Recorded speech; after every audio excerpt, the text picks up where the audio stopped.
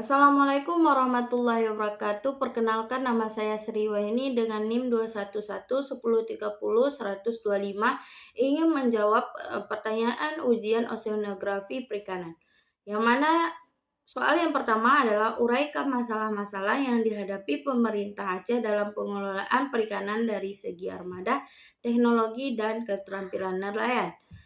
Masalah yang dihadapi pemerintah Aceh saat ini dalam pengelolaan perikanan dari segi armada, Aceh adalah salah satu kawasan yang memiliki sumber daya kelautan dan perikanan yang sangat besar dan layak kembali menjadi poros maritim Indonesia di wilayah barat.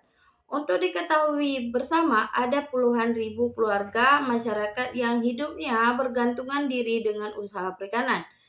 Masalah yang dihadapi pemerintah Aceh saat ini dalam pengelolaan perikanan dari segi ada beberapa kelemahan, di antara lain keterbatasan pengetahuan dan keterampilan para nelayan kita dalam menguasai teknologi, keterbatasan dalam modal, serta sehingga armada penangkapan tidak mampu mencapai wilayah laut yang lebih luas.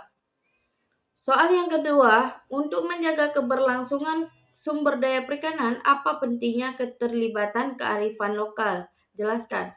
Kalau misal kearifan lokal sangat penting karena dengan potensi laut yang begitu besar, dibutuhkan pengelolaan dan pengembangan yang tepat agar kelestarian sumber daya tetap terjaga.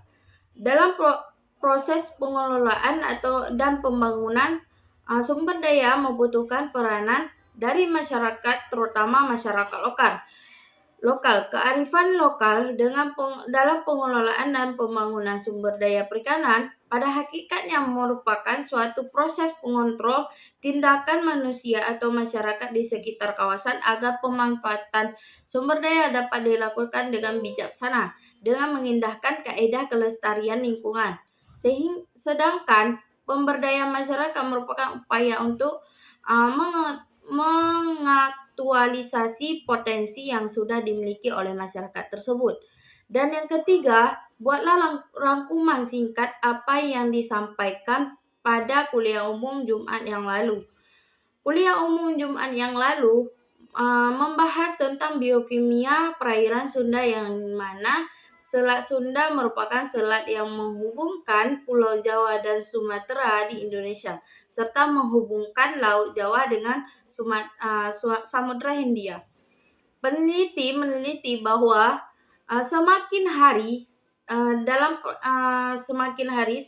perairan Sunda, pH dalam perairan Sunda semakin menurun dan konsentrasi di setiap tempat itu berbeda-beda siklus karbon di lautnya.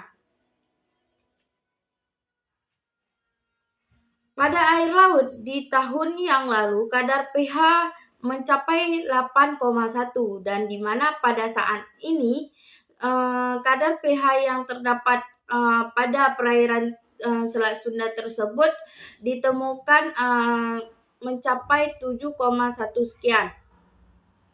Pada air laut terdapat CO2 yang tersebar, yang mana bisa berasal dari daratan ataupun dari laut itu sendiri.